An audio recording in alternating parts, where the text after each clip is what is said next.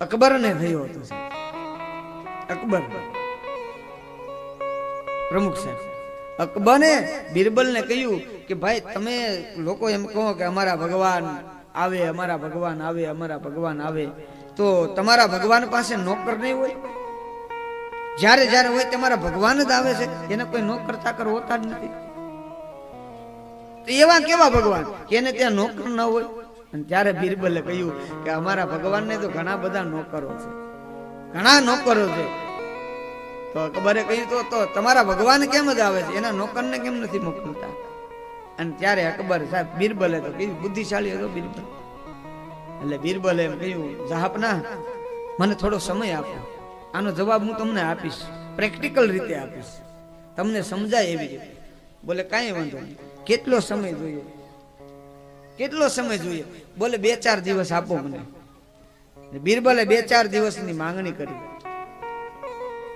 એટલે 2-4 દિવસ થયા એટલે અકબરે બિરબલને કહ્યું કે બિરબલ, પેલો જવાબ હજી મારે મળ્યો નથી કે તમારા ભગવાન પાસે નોકર છે, છતાં તમારા ભગવાન શું કામ આવે? એના નોકરને મોકલવા જોઈએ ને. એટલે બિરબલે કીધું, જહાંપના કે તમારો જવાબ છે જ તે, તમારો જવાબ હું તમને આપું. બોલે આપ. બોલે એક કામ કરો, આપણે યમુના નદીમાં આપણે વિહાર કરવા માટે જઈએ, યમુના નદીમાં.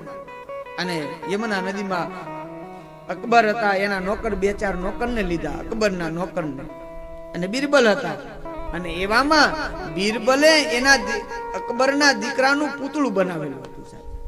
બિરબલે આ બેહૂબ એમ જ લાગે કે આ અકબરનો દીકરાનું પૂતળું નહીં, આ અકબરનો દીકરો જ છે, એવું પૂતળું બનાવ્યું સાહેબ 4 દિવસમાં.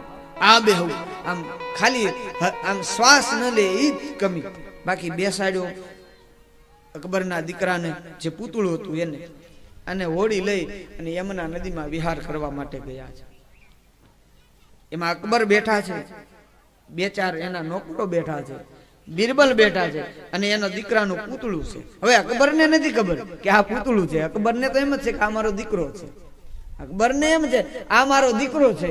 અને એવામાં અકબરની નજર એ પૂતળામાં જાય અને બિરબલે પૂતળાને હાથે કરીને ધક્કો મારી દીધો, યમુના નદીમાં ફેંકી દીધો પૂતળાને.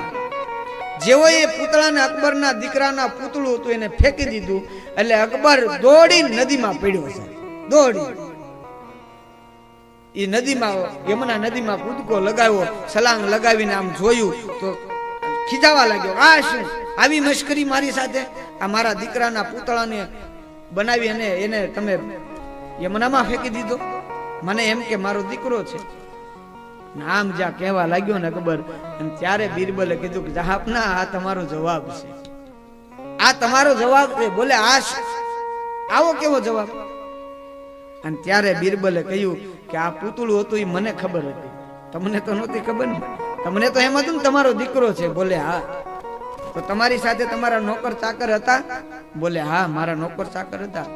છતાં તમારા નોકર ને ચાકર હતા, છતાં જો અમે તમારા દીકરાનું પૂતળાને મેં નદીમાં નાખ્યો તો તમારા નોકરને ન કહેવાય? જાઓ મારા દીકરાને બચાવી લો, એમ તમારા નોકરને કહેવાય ને તમારે. બોલે પણ ઈ પડી ગયો એટલે હું એને કહેવામાં ઉભો જ ન હોય. બોલે ઈ જ તે અમારા ભગવાન એવા છે કે એના ભક્તો છે ને એના દીકરા છે. એ દીકરા જ્યારે જ્યારે આવી રીતે કષ્ટીમાં આવે ને ત્યારે એના નોકરને કેવા ઉભા નથી રહેતા, એના નોકરને કેવા ઉભા નથી રહેતા. એ શીઘ્રતાથી એ નરસિંહ મહેતા એનો દીકરો હતો, નરસિંહ મહેતાને જ્યારે કામ પડ્યું ત્યારે નોકરને કેવા ન ઉભા રહ્યા, એ તો સીધા આવી ગયા છે. મીરા એના દીકરી હતી, એ કેવા ન રહ્યા, ઝેર પીવા માટે સીધા દોડ્યા છે.